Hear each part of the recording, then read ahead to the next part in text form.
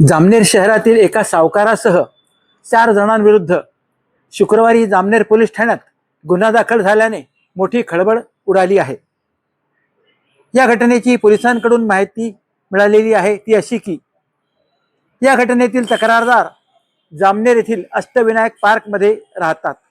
त्यांनी त्यांच्या ओळखीच्या एका माध्यमातून सावकाराकडून 2023 मध्ये 4 लाख रुपये कर्ज स्वरूपात घेतले होते।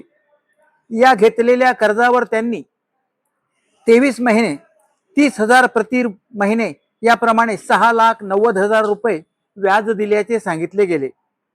मार्च 2026 मध्ये सावकाराने मूळ रकमेची मागणी केल्याची तक्रारदाराने केली आहे। यावर तक्रारदाराने 6,90,000 दिले आहे, आता तुम्हाला पैसे मी देऊ शकत नाही अशी भूमिका मांडली। यावर सावकाराकडून वारंवार जातीवाचक शिवीगाळ व धमकी देण्याचे प्रकार सुरू होते।